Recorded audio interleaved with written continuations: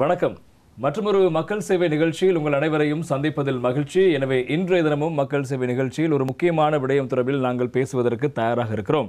எனவே இந்த காலப்பகுதி என்பது தென்மேல் பருவப்பயிற்சி காலநிலை ஆரம்பமாகின்ற ஒரு காலப்பகுதி. அது மிக முக்கியமான விடயம். ஏன் இந்த காலநிலை தொடர்பாக பேசுகிறோம் என்றால், வழமையாகவே இந்த தென்மேல் பருவப்பயிற்சி ஆரம்ப காலப்பகுதியிலிருந்து தான் இந்த இலங்கையில் டெங்கு நோய் தொடர்பான விடயங்கள் பேசப்படும். டெங்கு நோய் தொற்று அதிகரிக்க போன விடயங்கள் இருந்தாலும் இந்த வருடத்தை பொறுத்த வரைக்கும் கடந்த ஜனவரி மாதத்திலிருந்து டெங்கு நோயாளர்கள் எண்ணிக்கை மிக பாரதூரமான விளைவுகளை ஏற்படுத்தி வருகிறது, அதிகரித்து வருகிறது.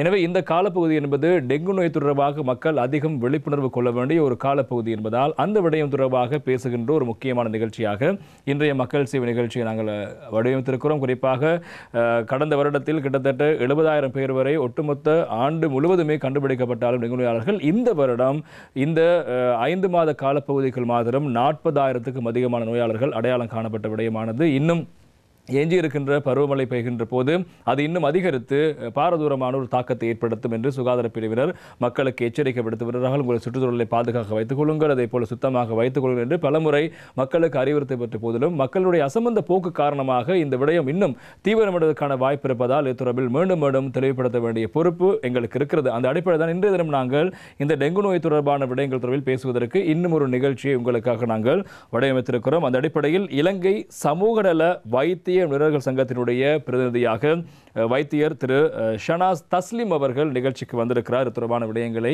தெளிவுபடுத்துவதற்காக. வணக்கம் டாக்டர். வணக்கம். நாம் ஆரம்பத்திலே கூறியிருந்தோம், இப்போது இலங்கையை பொறுத்த வரைக்கும் டெங்கு நோய் தொடர்பான விடயங்கள் அதிகமாக பேசப்பட்டு கொண்டிருக்கிறது. இந்த டெங்கு பரவல் தொடர்பான விடயங்கள் அறிவுறுத்தப்பட்டு கொண்டிருக்கிறது. நாங்கள் இலங்கையை பொறுத்த வரைக்கும் பல்வேறு நோய் நிலைமைகள் இருக்கிறது. இலங்கைக்கு வருகின்ற நோய்கள், போகின்ற நோய்கள் என்று பல இருக்கிறது. ஆனால் இந்த டெங்கு தொடர்பாக நாங்கள் அதிகமாக ஒவ்வொரு காலப்பகுதியில் பேசிக் கொண்டிருக்கின்றோம்.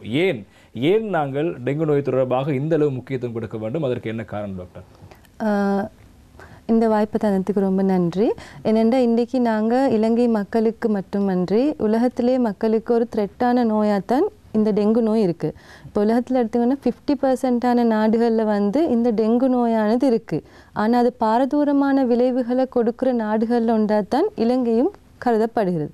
அப்படி பார்க்கும்போது இன்றைக்கி ஸ்ரீலங்காவில் நாங்கள் எடுத்தோம்னு சொன்னால் ஒரு முக்கியமான ஒரு தலைப்பாக நாங்கள் கதைக்கிற விடயம் டெங்கு. ஏனென்றால் இது எங்களோட கட்டுப்பாட்டுக்குள்ளே வைக்க முடியுமா இருந்த நிலையிலையும் அது எங்களுக்கு கட்டுப்பாட்டை மீறின நிலையில் இன்றைக்கி தொற்று நோய் பரவிக்கொண்டு இருக்குது. முக்கியமான காரணமாக நாங்கள் இலங்கையில் இன்றைக்கி நீங்கள் சொன்ன மாதிரி 40,000க்கும் மேற்பட்ட நோயாளிகள் அடையாளம் காணப்பட்ட நிலையில், அதாவது ஒஃபீஷியலாக அந்த நோட்டிஃபிகேஷன், அதாவது எங்கள் தகவல்களை தெரிஞ்சு எம்ஓஹெச் மூலமாகவோ ஹாஸ்பிட்டல் மூலமாகவோ எங்களுக்கு மெயின் ஃபோக்கல் பாயிண்ட்டான NDCO எபிட் யூனிட்னு சொல்லுவாங்க, தொற்று நோய் பிரிவு, இதற்கு அறிவிக்கப்பட்ட நோய்கள் தான் இந்த 40,000க்கும் மேற்பட்டது. இது தவிர இலங்கையில் ஹாஸ்பிட்டலுக்கு போகாதவங்க இருக்கலாம், அதை டெஸ்ட் பண்ணி நோட்டிஃபை ஆகாதவங்களும் இருக்கலாம். 2-3 மடங்காக கூட இருக்கலாம். அதே நேரம் எங்களுக்கு தெரியும் இன்றைக்கி ஸ்ரீலங்காவில் இந்த டெத் ரேட் யூஸ்வலாக இந்த டெங்கு நோய்க்கு குறைவு. ஆனால் இப்போதைக்குமே எங்களுக்கு 20க்கும் மேற்பட்ட இறப்புகளும் எங்களுக்கு தகவல் கிடைத்திருக்கு. இதை பார்க்கும்போது டெங்கு நோயானது இன்று எங்களுக்கு கட்டுப்பாட்டில் வைக்க முடியுமான நோய், அது கட்டுப்பாட்டை மீறி போய்கொண்டிருக்க நிலையில் தான் நாங்கள் இருக்கிறோம். டாக்டர், இப்போ நாங்கள் இந்த டெங்கு தொடர்பில் ஏன் நாங்கள் அதிக கவனம் செலுத்த வேண்டும் என்ற ஒரு கேள்வியில் இன்னும் ஒரு விடயம் இருக்கிறது. மற்ற நோய்களுக்கு தொடர்பான விடயங்களை பேசுகின்ற போது இந்த மருந்துகளை எடுத்துக்கொள்ளுங்கள், இவ்வாறான ட்ரீட்மெண்ட் பெற்றுக்கொள்ளுங்கள் என்பதாக நாங்கள் கூறுகிறோம். டெங்குக்கு அப்படி இல்லை. அது தொடர்பாக சற்று விளங்கப்படுத்த வேண்டும். டெங்கு என்றது ஒரு தொற்று நோய், வைரஸால் பரவுகிற நோய். இப்போ டெங்கு பரவுறதுக்கு 3 ரீசன் எங்களுக்கு இருக்குது. முதலாவது வைரஸ், ரெண்டாவது அதை தொற்று நோயை பரவுகிற காவியாக இருக்கிற நுளம்பு, மூணாவது எங்களோட சுற்றுச்சூழல். இந்த 3 காரணங்களையும் சேர்ந்து தான் இந்த டெங்குட பரவுதல் வீதத்தை நாங்கள் கணிக்கலாம். முதலாவது வைரஸ் எடுத்தோன்னு சொன்னால், டெங்கு வைரஸ் ஆனது ஒரு 4 வகை, இப்போ நிறைய பேருக்கு இந்த விஷயம் தெரியும், 4 வகையான திரிபுகளை கொண்டது. 1, 2, 3, 4 4 வகையான இருக்குது. இப்போ வளமையாக இந்த 4 வகை திரிபுகள்லையும் இலங்கையில் ரெண்டாவது வகை தான் கொமனாக இருந்தது. இப்போ இந்த முறை நாங்கள் பார்க்கும்போது இது மாறுபட்ட திரிபுல் இருக்கிறதான் நாங்கள் கருதுகிறோம். அதனால தான் இந்த பரவுற வீதமும் கூடவா இருக்குது. அதே நேரம் இந்த திரிபுல்கள் 4 வகையில் இருக்கிறதுனால இப்போ வளமையாக ஒரு தொற்று நோய் எடுத்துன்னு சரி அம்மை நோய் அல்லது வேறொரு நோய் எடுத்தோம் சொன்னால் எங்களுக்கு தெரியும் நிறைய நோய்களுக்கு தடுப்பூசி இருக்குது. ஆனால் இந்த 4 திரிபுகள் இருக்கிறதுனால தடுப்பூசிகளை தயாரிக்கிறது கூட பிரச்சனையாக இருக்குது. அதே நேரம் இந்த நுளம்பு வகையோட நுளம்பு வகையை நாங்கள் கருதுகிற போது வளமையாக நுளம்பு டெங்கு நோயை பரவுற 2 வகையானது, ஈஜிப்டை அடுத்தது வந்து அல்போபிக்டஸ். இப்போ இந்த 2 நுளம்பை கருதும் போதும் நாங்கள் சயின்டிஃபிக்காக தெரிஞ்ச விஷயம் என்னென்னு சொன்னால் ஈஜிப்டை டைப் வந்து யூஸ்வலாக சிட்டிஸில் இருக்குது. அடுத்தது கொமனாக இருக்குது. அப்படி இருக்கும்போது அந்த நுளம்பட வாழ்க்கை வட்டத்தை வந்து நாங்கள் எந்த அளவுக்கு குறைக்கிறோமோ அந்த நுளம்பட பரவுதலையும் அந்த வாழ்க்கை வட்டம் கம்ப்ளீட் ஆகாமல் எந்த அளவு தடுக்கிறோமோ அதிலிருந்து தான் இந்த நோயை தடுக்க. இப்போ ஒரு டெங்கு பரவுற நோய் நுளம்பு எடுத்தோம்னு சொன்னால் அந்த நுளம்பு வந்து 7 to 10 நாளுக்குள்ளே அதில் ஃபுல் வாழ்க்கை வட்டத்தை கம்ப்ளீட் பண்ணிடும். அதாவது முட்டையிலிருந்து குடம்பி பெரிய நுளம்பாகிறதுக்கு ஒரு 7 நாள் போதும். அப்போ இந்த முட்டை எடுத்தோம்னு சொன்னால் இப்போ அதில் லைஃப் சைக்கிளையும் பார்த்தோம்னு சொன்னால் ஒரு நுளம்பு அதோட வாழ்நாளில் 3-4 சைக்கிள்ஸில் முட்டை விடலாம். அதாவது அதோட ஃபுல் வாழ்க்கை சைக்கிளில் 3 to 4 டைம் அதுவும் 100-200 முட்டை விடும். அப்படி இருக்கும்போது அந்த நுளம்பு வந்து குடம்பி ஆகிறதுக்கு 2-3 நாள் போதும். அதே நேரம் நாங்கள் பார்த்தோம்னு சொன்னால் அந்த குடம்பி பீரியடை பார்த்தோம்னு சொன்னால் அது வந்து நாங்கள் யூஸ்வலாக அந்த ஒரு சின்ன ஒரு சாஃப்ட் ட்ரிங்க் மூடி இருக்குது அந்த அளவு மூடி தண்ணியில் கூட அது பரவும். அது நுளம்பு லைஃப் சைக்கிளை கம்ப்ளீட் பண்ணிடும். அதே நேரம் நாங்கள் பார்த்தோம் நுளம்போட முட்டையை பற்றி முக்கியமாக சொல்ல வேண்டிய விஷயம் என்னன்னு சொன்னால் அந்த நுளம்பு முட்டையானது தண்ணி இல்லாமல் அது சாகாமல் 6 months to 1 year, அதாவது 6 மாதத்துலேருந்து 1 வருஷத்துக்கு அந்த சர்ஃபேஸில் ஒட்டி இருக்கு. அதாவது டாக்டர் நீங்கள் கூறுவது இப்போது டெங்கு நுளம்பு பரவும் வகையிலான இடங்களை சுத்தப்படுத்துகின்ற போது ஒரு பாத்திரத்தில் தண்ணி இருக்கிறது, அதனை ஊற்றிவிட்டு அப்படியே வைத்துவிட்டால் அது டெங்கு நுளம்பை ஒழித்த விடயமாக மாறாது. அந்த பாத்திரத்தை நன்றாக தேய்த்து கழுவ வேணும். அதனால தான் சொல்கிறது அந்த ஒரு வீட்டில் சரி ஏதாவது நாங்கள் ஒர்க் பண்ணுறதுல சரி அந்த ஃப்ரீக்வெண்ட்டாக க்ளீன் பண்ணணும். இப்போ 7 நாளைக்குள்ளே க்ளீன் பண்ணுறது தான் பெட்டர். அப்படி இருக்கும்போது அந்த முட்டையை வந்து திருப்பி தண்ணி கொண்டு வந்தபோது திருப்பி ஆக்டிவ் ஆகிடும். அப்போ அதில் 7 டேஸுக்குள்ளே அந்த லைஃப் சைக்கிளை கம்ப்ளீட் பண்ணிடும். அதே நேரம் நுளம்பு டைப்பை பார்த்திங்கன்னு சொன்னால் யூஸ்வலாக பெண் நுளம்புகள் வந்து இப்போ நிறைய நுளம்பு ஜாதிகள் இருக்குது தானே. ஆனால் இதில் ஸ்பெஷல் என்னென்னு சொன்னால் இது வந்து மனித ரத்தத்தை தான் மிச்சம் அட்ராக்ட் ஆகி எடுக்கிறது.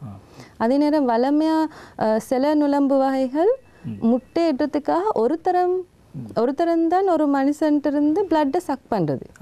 ஆனால் டெங்கு வந்து அதில் முட்டையை பெருக்கிறதுக்காக எத்தனை முறைண்டாலும் சக் பண்ணும். அப்போ அத்தனை முறைக்கு அது காவியாக ஒவ்வொரு மனுஷருக்கும் போகலாம். அதே நேரம் அது வந்து வேறு அனிமல்ஸ்ட எதுவும் இல்லை, மனுஷன்ட மட்டும்தான் ரத்தத்தை அது உறிஞ்செடுக்கிற டைப்பாக இருக்குது. டாக்டர், நீங்கள் கூறுவது போன்று ஏனைய மிருகங்களை டெங்கு நுளம்புகள் தாக்காது அப்படியா? இப்போதைக்கு எவிடன்ஸ் படி குறைவு.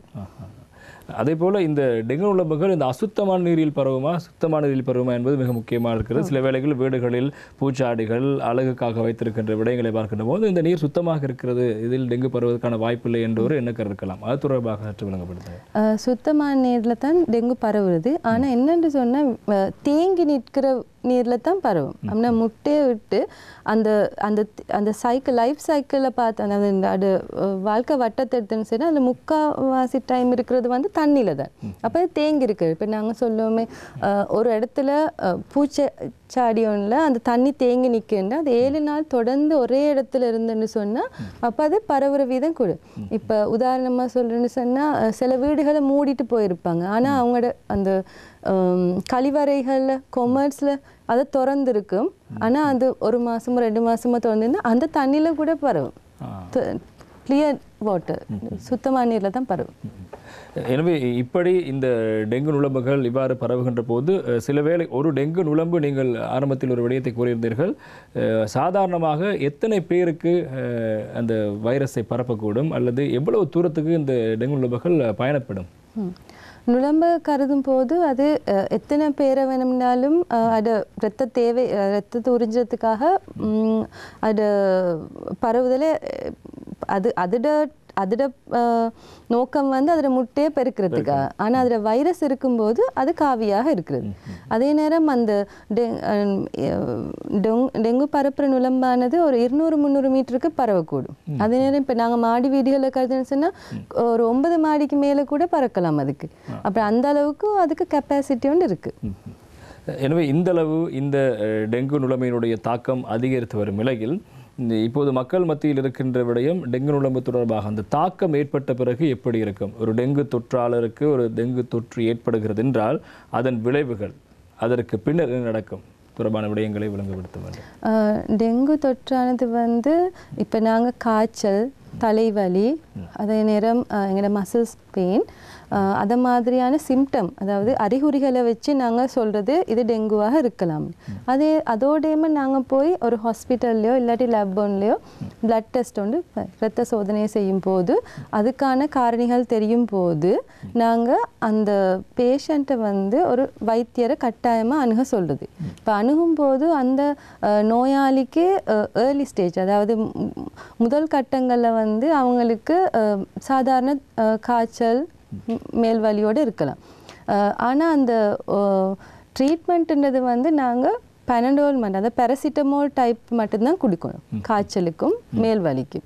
அது தவிர எந்த ஒரு பெயின் கில்லர்ஸும் அவங்க எடுக்கக்கூடாது. அவ்வாறு சில வேளைகள் சிலர் இப்போது தங்களுக்கு காய்ச்சலோ தலைவலியோ அல்லது டெங்கு என்று தெரியாமல் சாதாரணமாக அவர்கள் இந்த வலி நிவாரணி மருந்துகள் எடுத்துக்கொண்டால் எப்படியான பாதிப்புகள் ஏற்படும்? இந்த காலத்தில் வந்து டெங்கு நோய்ன்றது பரவலாக இருக்கிறதுனால அவங்களுக்கு டெங்குன்னு தெரியலாட்டி அது அப்படியான நோய் நிவாரண மருந்துகள் எடுக்கிறதுல தவிர்க்கணும், பேராசிட்டமோல் தவிர. ஏன்னு சொன்னால் அது சில நேரம் எங்களுக்கு டெங்கு ஆன்டிஜன்ன்றது அந்த ஏர்லி ஸ்டேஜில் எங்களுக்கு டிடெக்ட் ஆகலாட்டியும் அவங்களுக்கு டெங்கு வந்திருக்க சான்ஸ் இருக்குது. அதனால் அவங்க அந்த பெயின் கில்லர்ஸில் பேராசிட்டமோல் மட்டும் எடுக்கிறது தான் தகுந்தது. ஸ்பெஷலாக சின்ன பிள்ளைகளுக்கும் அவங்க சின்ன பிள்ளைகளுக்கு அந்த அளவான மாத்திரையை கொடுக்கணும். அந்த அளவான மாத்திரை இப்போ டெங்கு மாதிரி டைமுக்கு பேராசிட்டமோல் சிரப் மட்டும்தான் கொடுக்கணும். அது தவிர மேலதிகமான எதுவும் ட்ரக்ஸ் எடுக்க தேவைன்னு அவங்க நினைச்சாங்கன்னா கட்டாயம் வைத்தியரை நாடணும். இப்போது எத்தனை நாட்களுக்குள் இது டெங்கு தான் என்பதை உறுதிப்படுத்திக் கொள்ள முடியும்? நாங்கள் ஆன்டிஜன் செய்கிறது வந்து முதல் நாளே பார்க்கணும். வித்தின் 24 hours, முதல் 24 மணி நேரம் தாண்டும் போது நாங்கள் ஆன்டிஜன் டெஸ்ட் பண்ணும்போது அது பாசிட்டிவ் ஆகிற சாத்தியக்கூறு அதிகம். அப்படி மிச்சம் லேட் ஆகும்போது சில நேரம் ஆன்டிஜன் பாசிட்டிவாக காட்டாமல் இருந்தாலும் அவங்களுக்கு மூச்சரிக்க கஷ்டமோ இல்லாட்டி உடம்புல வலி கூடன்னு சொன்னால் அருகில் இருக்கிற டாக்டரை சந்தித்து அவங்க ஹாஸ்பிட்டலில் அட்மிட் ஆகிறது தான் அவங்களுக்கு தகுந்தது. இப்போது டெங்கு நோய்க்கு உள்ளான ஒருவருக்கு எப்படியான விளைவுகள் எல்லாம் ஏற்படும்? பின் விளைவுகள், பக்க விளைவுகள் அல்லது ஆரம்பத்தில் கண்டுகொண்டால் அதனை எவ்வாறான விளைவுகளை தவிர்த்து கொள்ள முடியும்? கண்டுகொள்ளாமல் அது தீவிரமடைந்தால் எப்படியான பாதிப்புகளை ஏற்படுத்தும் டெங்கு? டெங்கு நோயானது சாதாரண காய்ச்சலாகவும் இருக்கலாம், இல்லை இரத்த கசிவு உள்ளுக்குள்ளே உடல் உறுப்புக்குள்ளே ஏற்படுத்துகிற உக்கிரமான டைப்பாகவும் இருக்கலாம். அப்படி இல்லாட்டி அது இறப்பை கொண்டு போகிற அளவுக்கு கூட பாதிப்பை உருவாக்கலாம். இப்போ நாங்கள் எந்த அளவுக்கு முதல்ல போயிட்டு அந்த சிம்டம்ஸுக்கு ட்ரீட்மெண்ட் எடுக்கிறோம். இப்போ டெங்குன்றது வந்து ஒரு அறிகுறிகளை கொண்டு ட்ரீட் பண்ணுற, எங்களோட உடம்புக்கு என்ன மாதிரி அறிகுறி வருதோ அதுக்கேற்ற மாதிரி ட்ரீட் பண்ணுற ஒரு நோய். இங்கே இது தான் மருந்துன்னு இல்லை.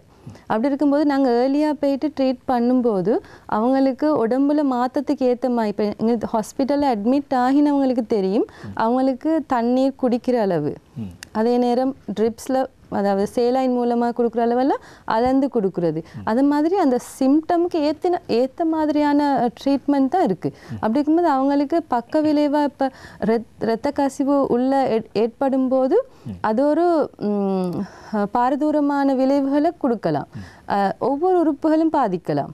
அப்படி இருக்கும்போது அவங்க அதுக்கேற்ற மாதிரி ட்ரீட்மெண்ட்டை பண்ணுறதுக்கு ஹாஸ்பிட்டலுக்கு போகிறது தான் நல்லது. வீட்டுக்குள்ளே இருந்து கைமருந்துகள் செய்வார்கள் சிலர். சில வேளைகளில் இந்த டெங்கு நுளம்பு தொடர்பான விடயங்களை பார்க்கின்ற போது கூறுவார்கள், சில வேளைகளில் இந்த பப்பாளி இலையை சாப்பிடுவது உள்ளிட்ட சில கைமருந்துகளை கூறுவார்கள். இதெல்லாம் எந்த அளவு சாத்தியமானது இந்த நுளம்பு பெருக்கத்தை, அதாவது இந்த நோய் பெருக்கத்தை கட்டுப்படுத்துவதற்கு? கைமருந்து பாவிக்கிறதுல எதுவும் அனுகூலம் இருக்குதான்னு சொன்னால் சயின்டிஃபிக்காக நாங்கள் அது தெரிஞ்சிருக்கணும். விஞ்ஞானம் மூலமாக ஆய்வுகள் மூலமாக நிரூபித்தவையாக இருந்தால் அதை நாங்கள் எக்ஸெப்ட் பண்ணலாம். அப்படி இல்லாமல் அந்த நோய் தீவிரமடைஞ்சு சைடு எஃபெக்ட்ஸ் எல்லாம் வந்ததுக்கப்புறம் நாங்கள் ஹாஸ்பிட்டல் போகும்போது அந்த நோய்க்கான ட்ரீட்மெண்ட்டை லேட் பண்ணும்போது எங்களுக்கு பாரதூரமான பக்க விளைவு வரும். உதாரணமாக இப்போ இலங்கை போன்ற நாடுகளில் லேட் அட்மிஷனால தான் நிறைய பேருக்கு வந்து காம்ப்ளிகேஷன் ஆகுது. இன்னொரு விஷயம் என்னென்னு சொன்னால், இப்போ இந்த இருக்கிற டைப்பை பார்க்கும்போது இந்த ஸ்ரீலங்காவில் 2023 இருக்க டைம் போது பரவுற வீதம் கூடு, ஆனால் இருக்கிற அளவை பார்க்கும்போது அது குறைவு. ஆனால் இப்போ நாங்கள் நிறைய பேர் லேட்டாக போய் ஹாஸ்பிட்டலில் அட்மிட் ஆகும்போது எங்களோட ஹாஸ்பிட்டல் கெப்பாசிட்டி குறைவு. அப்போ அந்த அவங்களுக்கு ஏற்ற ட்ரீட்மெண்ட்டை கொடுக்கறதுக்கு இப்போ ஹாஸ்பிட்டல்ஸில் கெப்பாசிட்டின்னு சொல்கிற பெட் கெப்பாசிட்டி, மருந்துட கெப்பாசிட்டி, ஸ்டாஃப் கெப்பாசிட்டி எல்லாம் குறையும் போது அந்த நிறைய பேர் அட்மிட் ஆகும்போது அது ஒழுங்கான ட்ரீட்மெண்ட்டு அங்கே எஃபிஷியண்ட்டான ட்ரீட்மெண்ட் போகாது. அப்படி இருக்கும்போது டெத் ரேட் கூடலாம். அது நோயால் இல்லை, காம்ப்ளிகேஷனால். அப்படி இருக்கும்போது ஏர்லி ட்ரீட்மெண்ட்டும் ஏர்லியாக அதுக்கான பக்க விளைவுகளை வராமல் தடுக்கிறதுன்னு தான் அதுக்கு முறையானது. அதே போல் டாக்டர், இப்போது நாங்கள் இந்த டெங்கு நோயுடைய தாக்கம் எவ்வாறு பரவுகிறது, அதனூடாக ஏற்படுகின்ற விளைவுகளை பார்த்தோம். அதே போல் இந்த டெங்கு நோய் ஏற்பட்ட பிறகு ஒரு சாதாரண நபருக்கு எப்படியான பிரச்சனை இருக்கும், அந்த டெங்கு நோயிலிருந்து மீண்டு வந்த பிறகு அவர் எவ்வாறான விடயங்களை அணுக வேண்டும்?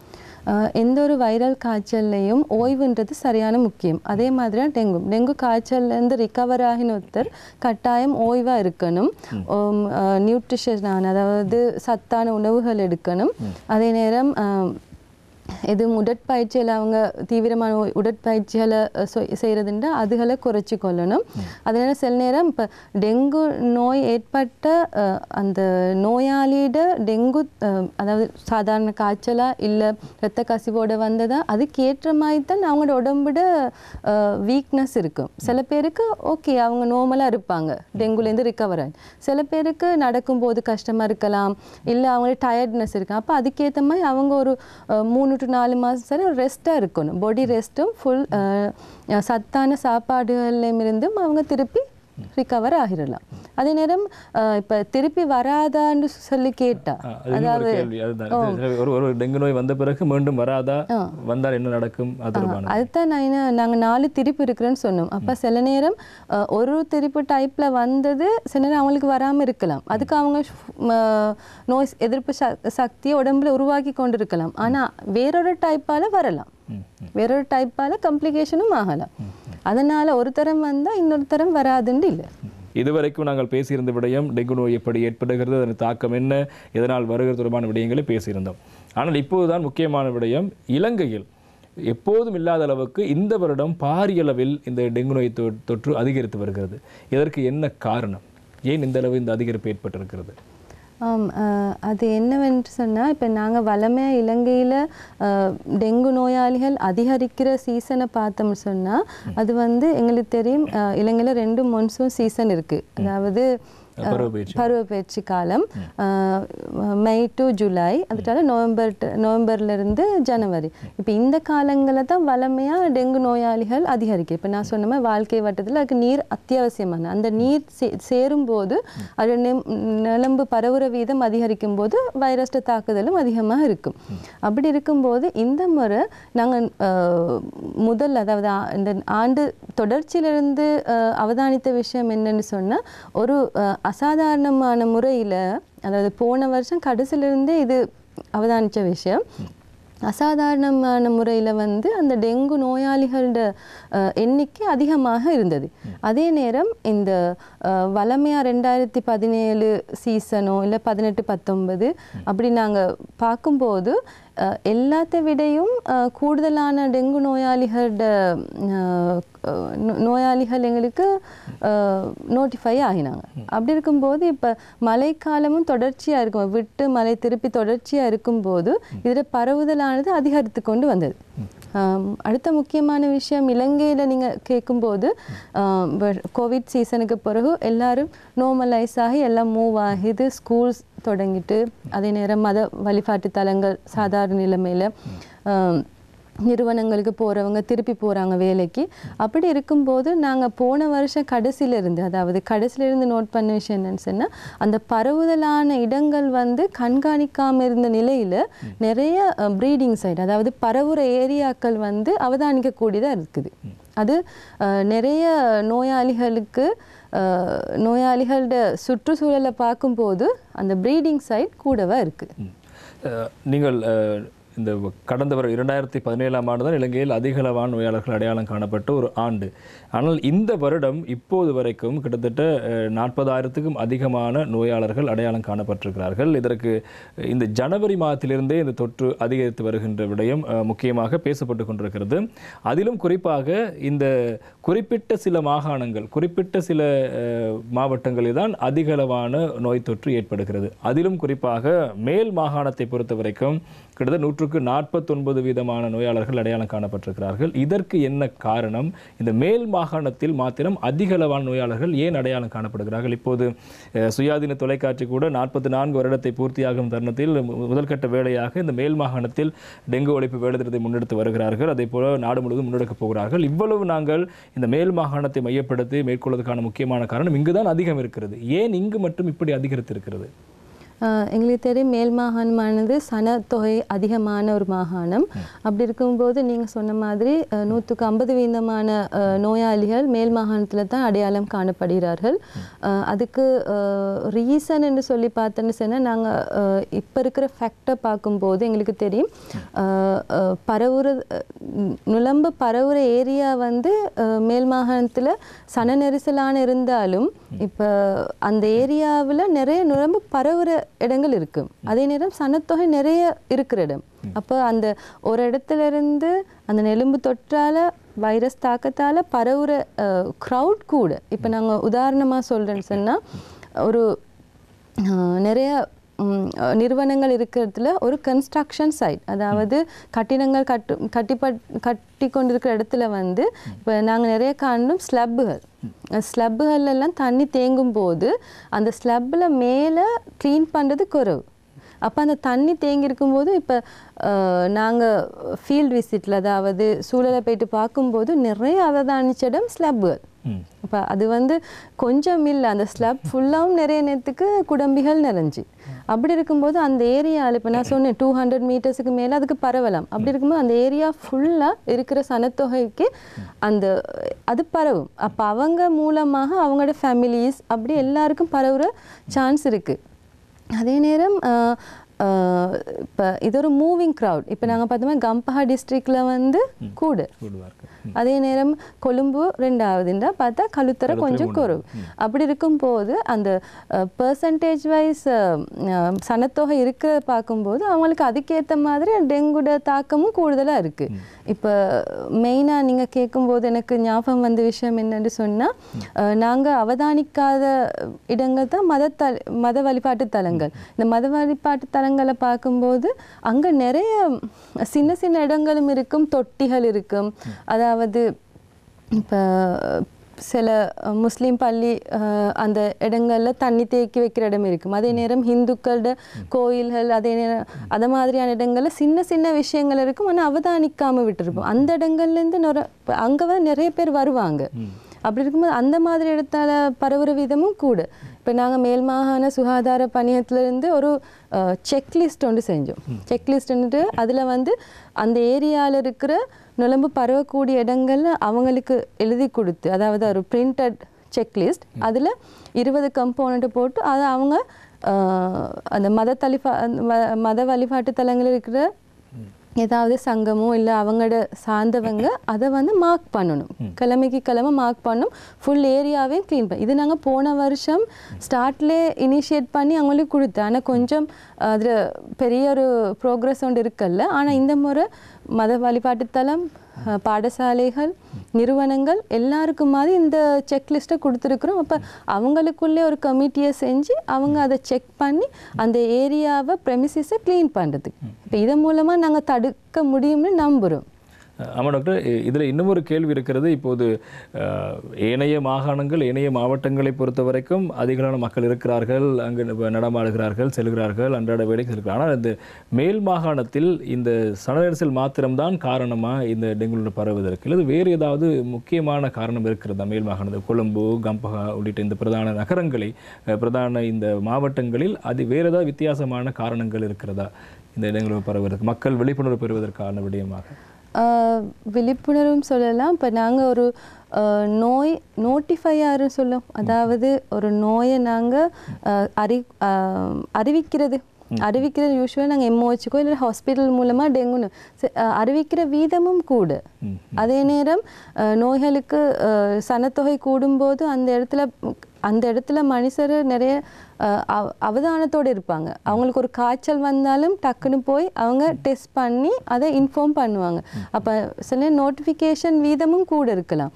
அதே நேரம் அவங்களுக்கு அந்த பரவுற வீதமும் கூட, அதாவது ஒரு இடத்துல நிறைய பேர் இருப்பாங்க. இப்போ நாங்கள் அடுத்த ஏரியாஸில் பார்த்தா சிட்டிஸுக்குள்ளே கொஞ்சம் பேர் இருப்பாங்க, அதுக்கப்புறம் விலகி அந்த வீடுகள் எல்லாம் தூர இருக்கும். ஆனால் இங்கே ஒரு ஃப்ளட்டை பார்த்தோம்னு சொன்னால் அந்த ஃப்ளாட்லேயே நிறைய குடும்பம் இருக்கும், அங்கே 100-200 பேர் இருப்பாங்க. அதே மாதிரி அந்த ஏரியா ஃபுல்லாகவே அப்படி இருக்கும்போது அது பரவுற வீதம் கூட. அப்போ அந்த ஒரு ஏரியாவில் நோட்டிஃபை ஆகும்போது அந்த எல்லாருக்குமே அந்த டெங்குக்கான சிம்டம் தெரியும் போது அவங்க போய் வைத்தியர்கிட்ட நாடும்போது அந்த நோட்டிஃபிகேஷன் ரேட் கூட. அப்போ எங்களுக்கு அது அடுத்த மாகாணத்திலே நோட்டிஃபிகேஷன் நடக்குது. அதே மாதிரி அவங்களும் எல்லாருக்கும் சொல்லுது. ஆனால் என்ன நான் சொல்ல வரேன்னு சொன்னால் கொஞ்சம் அதிகமாக இருக்கலாம். அதே நேரம் சனத்தொகையும் கூட தானே. அப்போ எங்களுக்கு நிறைய கேசஸ் ரிப்போர்ட் ஆகும், சன நெரிசல் கூட. அப்படி இருக்கும்போது அது இப்போ இருக்கிற டீட்டெயில்ஸோட பார்க்கும்போது வெஸ்டர்ன் ப்ராவின்ஸில் கூட. டாக்டர், நீங்கள் இன்னும் ஒரு தகவலை சொன்னீர்கள், அதாவது இந்த மதஸ்தலங்கள், கட்டிடங்கள், தனியார் நிறுவனங்கள் அல்லது இந்த வேலை செய்கின்ற தலங்கள், பாடசாலைகள், இவை எல்லாவற்றிலும் இந்த டெங்கு தொடர்பான விடயங்கள் குறித்து அதிக கவனம் செலுத்த வேண்டியிருப்பதாக. இதில் மேல் மாகாணத்தை பொறுத்த வரைக்கும் அதிகளவாக எங்கு இவ்வாறு அசம்பந்த போக்காக அல்லது எங்கு அதிகளவு டெங்கு நோய் பரவுவதற்கான வாய்ப்பு எங்கு அதிகம் இருக்கிறது? வீட்டு சூழல் இதுவரைக்கும் மேற்கொண்ட ஒரு ஆய்வின் அடிப்படையில் வீட்டு சூழலை தவிர பார்க்கும்போது பாடசாலை வளாகங்கள், அதே நேரம் நிறுவனங்கள், மத வழிபாட்டு தலங்கள், இவைகளில் இதில் தான் கூட அதில் தான் கூடன்னு எங்களுக்கு உண்மையிலே பிரித்து சொல்லலை. என்னென்னு சொன்னால் சில ஏரியாவில் வந்து ஸ்கூல் க்ரௌடடான ஏரியாவில் பார்த்தோம்னு சொன்னால் அந்த வீதத்தை எடுத்தோம்னு சொன்னால் இப்போ 100க்கு எத்தனை வீதம் ஸ்கூல் இருக்கோ அதில் எத்தனை வீதமானவங்க பாடசாலைகளில் அந்த ப்ரீடிங் சைட், இப்போ நாங்கள் சொல்கிறது வந்து அதுக்கு வந்து நோயை பரவக்கூடிய ஏரியாஸ், ப்ரீடிங் சைட் கூடன்றது வந்து எங்களுக்கு இதுதான் காரணம்னு சொல்லலாம். ஆனால் இந்த எல்லா மாதிரியான இடங்களையும் பரவுறதுக்கான ரிஸ்கான ஏரியா இருக்கு. மக்கள் மத்தியில் இது தொடர்பான விழிப்புணர்வு எந்த மட்டத்தில் இருக்கிறது? மக்கள் இது தொடர்பாக செயற்படுகிறார்களா? அவர்களிடம் சென்றிருக்கிறதா இதனுடைய தாக்கம், இதனுடைய பாரதூரம்? இப்போ மக்கள் எடுக்கும்போது நாங்கள் பார்க்கலாம், சாதாரண பொதுமக்கள் இருக்கிறாங்க, அதே நேரம் பாடசாலைகளில் ஆசிரியர்கள், நிறுவனங்களில் இருக்கிற நிறுவனத்தில் அதிகாரிகள் மற்றும் அவங்க வேலை செய்கிறவங்க, அதே மாதிரி நான் கூறும்போது வழிபாட்டு தலங்கள் இருக்கிற அவங்களோட சார்ந்த குழுக்கள். அப்படி பார்க்கும்போது எல்லாருக்கிட்டையும் நாங்கள் இந்த ஆண்டு முதலோட ஒப்பிட்டு பார்க்கும்போது இப்போது ஒரு முக்கியமாக அவங்களே அதை பற்றின விழிப்புணர்வு ப்ரோக்ராம்ஸாக இருக்கட்டும், அதாவது அவேர்னஸ் ப்ரோக்ராமோ இல்லை எதுவும் ஒரு ஸ்பீச் செய்யணும்னு சொல்லி அவங்களா கூப்பிடுற அளவுக்கு மனுஷர்கிட்ட தேவை புரிஞ்சிருக்கு. இப்போ நாங்கள் வீடுகளில் போன மாதமெல்லாம் நாங்கள் மேல் மாகாண சுகாதார சேவை காரியாலயத்தால் போன மாதம் அந்த மே 1 எங்கள்கிட்ட நிறைய ப்ரோக்ராம் செஞ்சோம். அப்போ அந்த வாலண்டியர் பார்ட்டிசிபேஷன், அதாவது அவங்க தன்னிச்சையாக முன்னுக்கு வந்து நிறைய பேர் வந்தாங்க அந்த ஹவுஸ் இன்ஸ்பெக்ஷனுக்கு போகிறதுக்கு கூட. அப்போ அது உண்மையிலே ஒரு நல்ல விஷயம். என்ன அவங்க அப்படி முன்னுக்கு வரும்போது அந்த ஊரில் இப்போ நாங்கள் ஒரு உதாரணத்துக்கு சொன்னால் ஒரு எம்ஓஹெச் ஏரியாவை எடுத்தோம்னு சொன்னால் அந்த எம்ஓஹெச் ஏரியாவில் பிஹெச்ஐ போவாங்க, எம்ஓஹெச் டாக்டர் போவா இன்ஸ்பெக்ஷனுக்கு, அதே நேரம் டிஎஸ் ஆஃபீஸ்லேருந்து போவாங்க, இல்லை சுற்றாடல் போலீஸ்ன்னு சொல்லுவோம் அவங்க போவாங்க. இது தவிர அந்த ஆக்களோட வாலண்டியர் பார்ட்டிசிபேஷனை நாங்கள் போன மாதமே கண்டோம். அப்படி இருக்கும்போது அப்போ அவங்களோட ஊரில் அவங்களுக்கு தெரியும் எங்கெங்கே ஏரியாவுக்கு போகணுன்னு சொன்னால் நிறைய க்ரௌடான ஏரியா இருக்கும். அப்போ அவங்க இன்ஸ்பெக்ஷனும் பண்ணுறது, அதே நேரம் ஒரு அவேர்னஸ் ப்ரோக்ராமும் செய்கிறது. அப்படி பார்க்கும்போது அந்த மக்களுக்கு சாதாரணமாக நல்ல ஒரு விழிப்புணர்வு இருக்குது. இன்னொரு 2வது விஷயம் நான் சொல்ல விருப்பம் என்னன்னு சொன்னால் பாடசாலைகள் ஸ்கூல் ஹெல்த் கிளப்னு இருக்குது. அந்த ஸ்கூல் ஹெல்த் கிளப் வந்து எல்லா ஸ்கூல்ஸ்லேயும் இருக்குது. அது ஒவ்வொரு ஸ்கூலுக்கும் இருக்க வேண்டிய விஷயம். இப்போ நாங்கள் போய் ஸ்கூல் ஹெல்த் கிளப் மூலமாக ஏதாவது ப்ரோக்ராம் செய்ய போனால் அவங்க ஸ்கூல்ஸ் டைமில் எங்களுக்கு கஷ்டம் அப்படித்தான் முன்ன சொல்கிறது. ஆனால் இப்போ நாங்கள் நோட் பண்ணுறோம், அவங்க வாங்க ப்ரோக்ராம் செய்யுங்க, ஸ்டூடெண்ட்ஸுக்கு இதை பற்றி தெளிவுபடுத்துங்க. பிஹெச்ஐ போனால் கூட நீங்கள் ப்ரோக்ராம் செய்யுங்கன்ற அளவுக்கு கூட எங்களுக்கு அந்த ஏன்னா எல்லாருக்கும் தேவை இந்த நோயை குறைக்கிறதுக்கு. யாருக்குமே விருப்பமில்லை இந்த நோயால் ஒரு பாரதூரமான ஒரு பின்விளைவை நாட்டுக்கு கொண்டு வரதுக்கு. அப்படி இருக்கும்போது அவங்களோட சப்போர்ட்டும் இருக்குது. வழிபாட்டு தலங்களில் போயிட்டு அதில் பிரதிநிதித்துவப்படுத்துகிற யாரையாவது சந்திக்கும் போது அவங்களும் சப்போர்ட் தராங்க. நீங்கள் வாங்க, சண்டே ஸ்கூல்ஸ் டைம், முஸ்லீம் பள்ளியில் ஃப்ரைடேஸில் எந்த ஒரு ஹிந்து கோவிலோ இல்லை கிறிஸ்டியன் சர்ச்சுக்கோ போனால் அவங்க வாங்க வந்து ப்ரோக்ராம் செய்யுங்க. ஆக்களுக்கு அவங்களே கூட்டங்களை சேர்த்து கொண்டு ஸ்ரமதான வேலைகள் செய்கிறாங்க. பிஹெச்ஐயை வந்து எதுவும் பேயா லேண்டுன்னு சொல்லுவாங்க, யாரும் பராமரிக்காத லேண்ட்ஸ் இருந்தால் அவங்களே இன்ஃபார்ம் பண்ணுறாங்க. அப்படி எங்களுக்கு ஈவன் பிஹெச்ஐ மார்க் கூட சந்தோஷமாக இப்போ வந்து சொல்கிறாங்க எங்கள்கிட்ட, மக்கள்கிட்ட எங்களுக்கு சப்போர்ட் ஒன்று இருக்குன்றது. ஆனால் இன்னும் வேணும், இன்னும் தேவை. அதே போல் இந்த மக்களிடமிருந்து சப்போர்ட் வேண்டும் என்று நீங்கள் கேட்கின்ற போது இன்னும் ஒரு கேள்வி இருக்கிறது. இந்த டெங்கு நோய் என்பது சீசன் நோயா?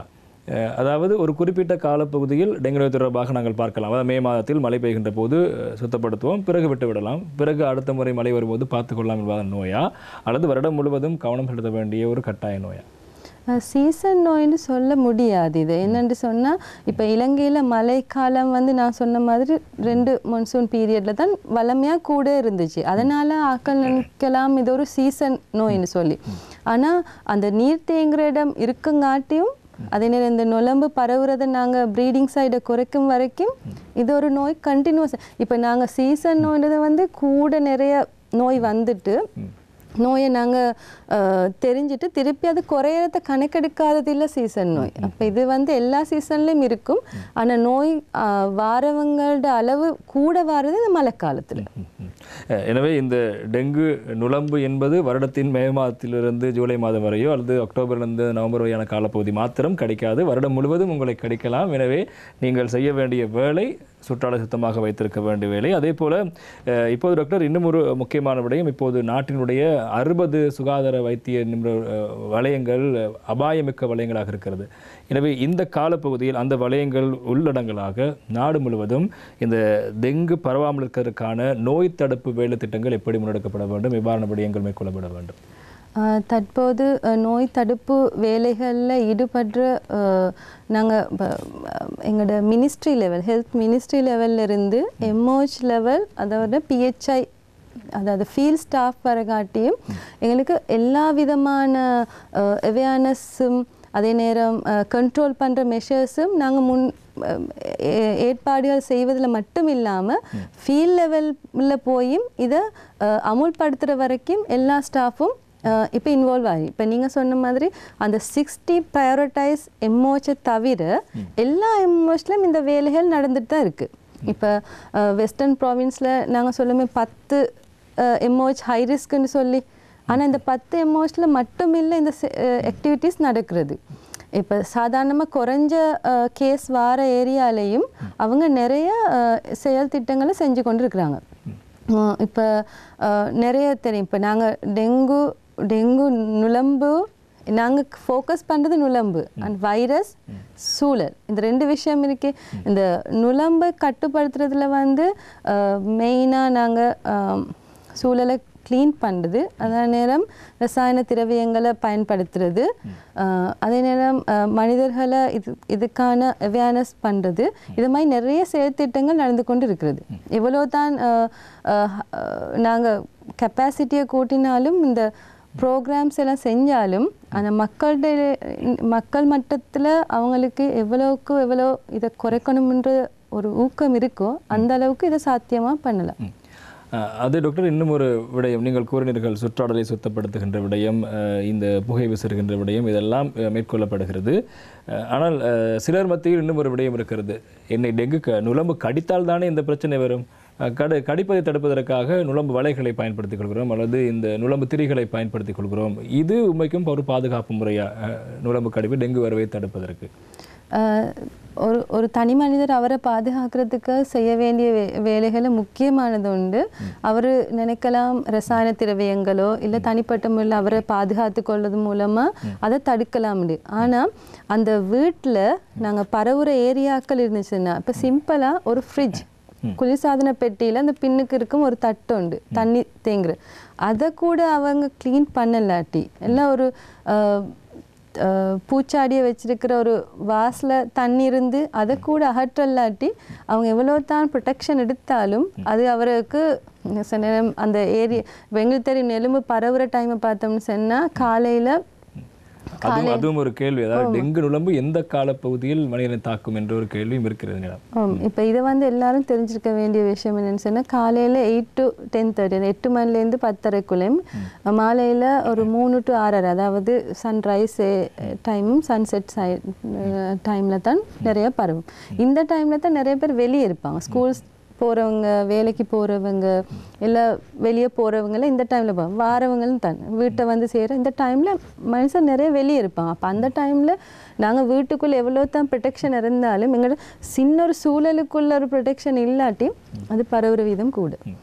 அப்படி என்றால் நீங்கள் இரவில் நித்திரைக்கு செல்கின்ற போது நுளம்பு வலைகளை பயன்படுத்துவதாலோ அல்லது நுளம்பு சுருள்களை பயன்படுத்துவதாலோ எந்த பாதுகாப்பு தொடர்பான விடயத்தை உத்தரவாதம் இல்லை. எனவே சுற்றடலை சுத்தமாக வைத்திருக்கின்ற ரீதியில் தான் இருக்கிறது. எனவே இந்த விடயங்கள்லாம் ஒருபுறம் இருக்க, இப்போது இந்த டெங்கு நுளம்புகள் தாக்குகின்ற நேரம் தொடர்பாக பேசியிருக்கிறோம், டெங்கு நுளம்புகளுடைய தாக்கம் தொடர்பாக பேசியிருக்கிறோம். எனவே இந்த டெங்கு நுளம்பு இந்த உங்களை நாடி வராமல் இருப்பதற்கு முன்கூட்டிய பாதுகாப்பு ஏற்பாடுகளை மக்கள் எப்படி செய்து கொள்ள வேண்டும் அவர்கள்? அதாவது இப்போது நாங்கள் சுற்றாடலை சுத்தப்படுத்துகின்ற விடயம் தவிர்த்து இன்னும் பல விடயங்கள் இருக்கலாம். அவ்வாறான விடயங்கள் இருந்தால் மக்களை சற்று தெளிவுபடுத்தலாம். முதல்ல நாங்கள் தெரிஞ்சு கொள்ள வேண்டிய விஷயம் எங்களோட வீட்டுக்கு அப்புறம் எங்களோட சுற்றி இருக்கிற சூழல், அதுக்கப்புறம் நாங்கள் அது தாண்டி வெளியே போகிற ஏரியா. அப்படி இருக்கும்போது இப்போ வீட்டுக்குள்ளே நான் சொன்ன மாதிரி இப்போ நுளம்பு பரவாமல் தடுக்கிறது தான் எங்களோட முதல் டார்கெட். அப்படி இருக்கும்போது அப்போ அந்த முதல் டார்கெட்டில் வந்து நுளம்பு பரவுறது தடுக்கிறது. பரவுறன்னு சொல்கிறது அந்த லைஃப் சைக்கிளை கம்ப்ளீட் ஆகும். இந்த லைஃப் சைக்கிளுக்கு வேண்டிய இடம் வந்து தண்ணீர் தேங்குற இடம்.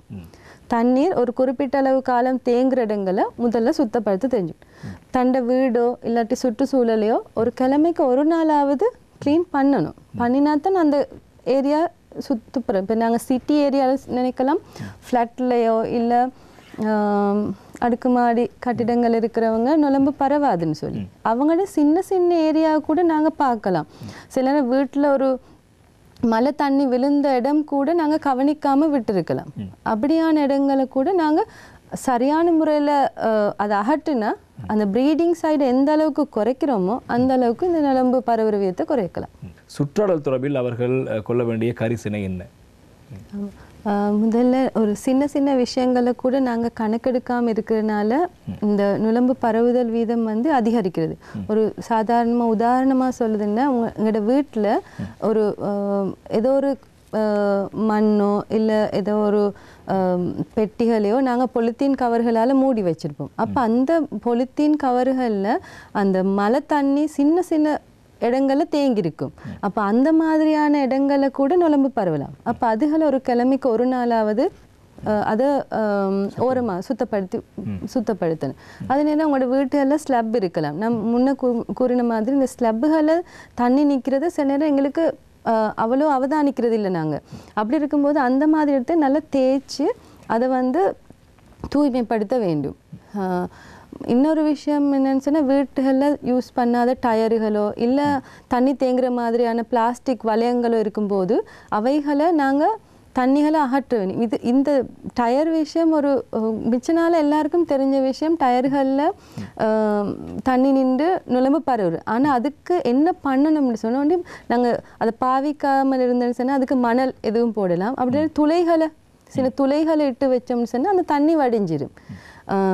இன்னும் நாங்கள் சொல்கிறேன்னு சொன்னால், அந்த நான் ஏற்கனவே சொன்னது மாதிரி நீங்கள் கொஞ்ச நாள் வெளியே வீட்டை மூடி போகிறேன்னு சொன்னால் அந்த கொமடுகள்லையோ இல்லை அந்த ஃப்ளஷ் பண்ணுற அந்த பேசின் இருக்கே அதுகள்லையோ எதுவும் மணலோ இல்லாட்டி மணல் மூட்டைகள் மணல் ஒரு உரையில் போட்டு அதில் அதை கட்டி அந்த கொமடுகளில் வந்து வச்சுட்டு ஸ்காட்டிங் பேன் அந்த உட்கார கீழே இருக்கிற அதுகளை மாதிரி நாங்கள் நிறைச்சிட்டு போகலாம்.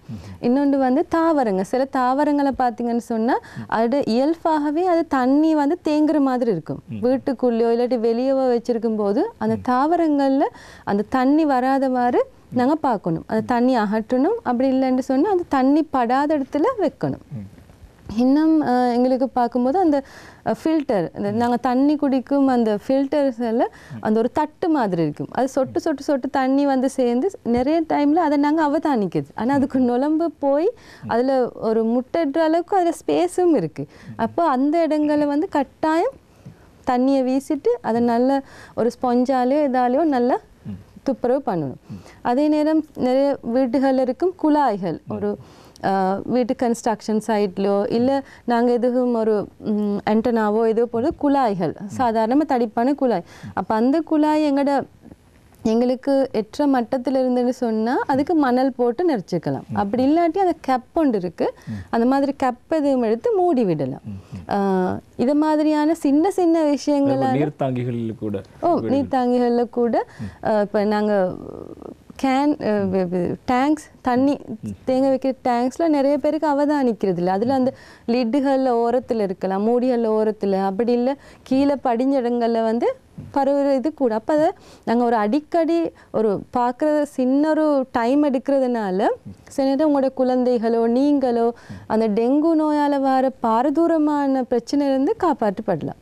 அது மாதிரி சின்ன சின்ன விஷயங்களை நாங்கள் ஒரு கிழமைக்கு ஒருக்க அவங்களோட வீடுகளையோ இல்லை வேலை செய்கிற தலங்கள், இப்போ அரசாங்கத்தில் சொல்லியிருக்கிறாங்க ஒவ்வொரு நிறுவனத்திலையும் அவங்க ஒரு கிழமைக்கு ஒரு நாள் ஒதுக்கி அந்த ஏரியாவை க்ளீன் பண்ணும், சூழலை க்ளீன்.